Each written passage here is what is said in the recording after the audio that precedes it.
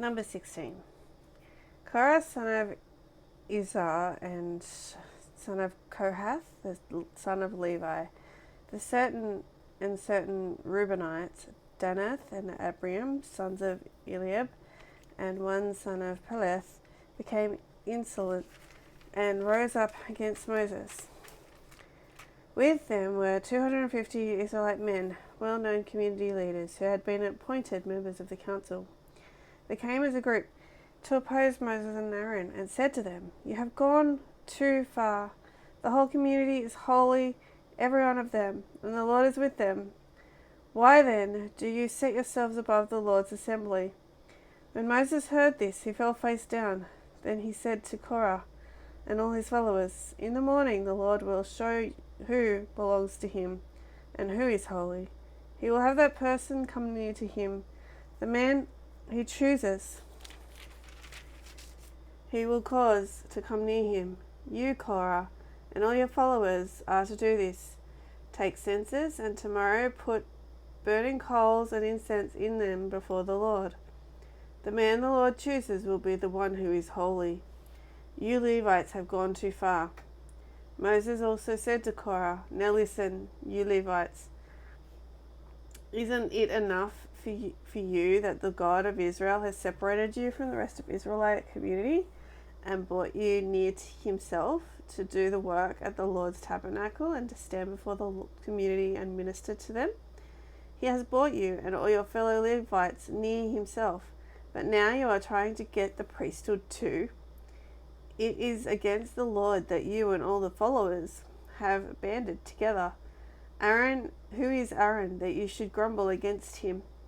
Then Moses summoned Danath and Abiram, the sons of Eliab, and said, We will not come. Isn't it enough that you have brought us up out of the land flowing with milk and honey to kill us in the wilderness, and now also want to lord it over us? Moreover, you haven't brought us into a land with milk and honey, or given us any inheritance of fields and vineyards.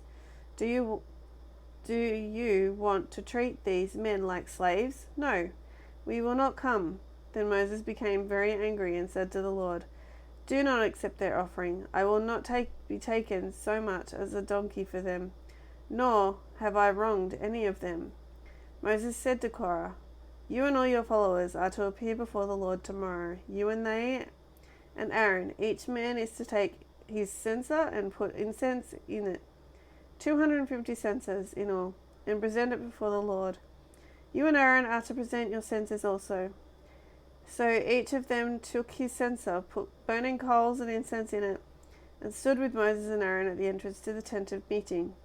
When Korah had gathered all his followers in the opposition to them at the entrance to the tent of meeting, the glory of the Lord appeared in this entire assembly.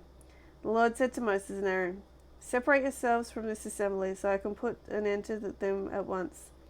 But Moses and Aaron fell face down and cried out, "O God, the God who gives breath to all living things, will you be angry with the entire assembly when only the one man sins?"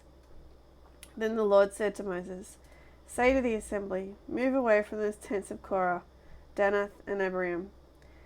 Moses got up and went to Danath and Abiram, and the elders of Israel followed him. He warned the assembly, "Move back from the tents of these wicked men.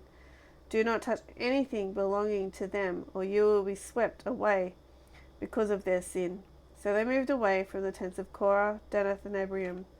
Danath and Abiram had come out and were standing with their wives, children, and little ones at the entrance of the tents. Then Moses said, "This is how you will know that the Lord has sent me to do all these things, and that is not my idea.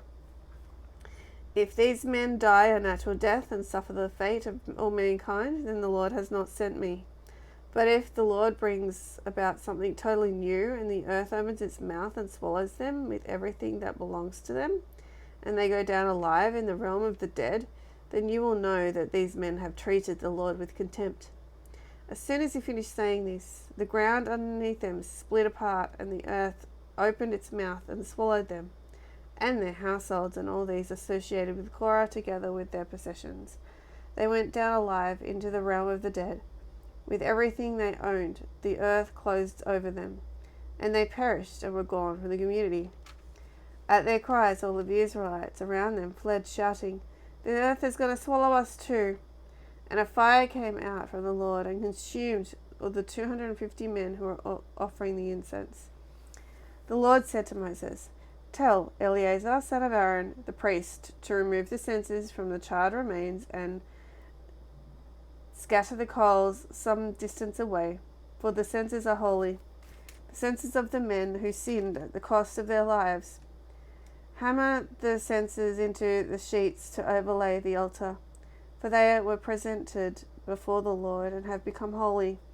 Let them be a sign to the Israelites." So Eleazar the priest collected the bronze censers bought by those who had burnt to death, and he had them hammered out to overlay the altar, as the Lord directed him through Moses. This was to remind the Israelites that no one except the descendant of Aaron should come to burn incense before the Lord, or he would become like Korah and his followers. The next day the whole Israelite community grumbled against Moses and Aaron. "You have killed the Lord's people," they said. But when the assembly gathered in opposition to Moses and Aaron and turned toward the tent of meeting, suddenly the cloud covered it, and the glory of the Lord appeared. Then Moses and Aaron went to the front of the tent of meeting, and the Lord said to Moses, "Get away from this assembly, so I could put an end to them at once." And they fell face down. Then Moses said to Aaron, "Take your censer and put it in along with burning coals from the altar, and hurry to the assembly to make atonement for them. Wrath has come out from the Lord, and the plague has started." So Aaron did as Moses said and ran into the midst of the assembly. The plague had already started among the people, but Aaron offered the incense and made atonement for them. He stood between the living and the dead, and the plague stopped. But 14,700 people died from the plague, in addition to those who had died because of Korah. Then Aaron returned to Moses at the entrance to the tent of meeting, for the plague had stopped.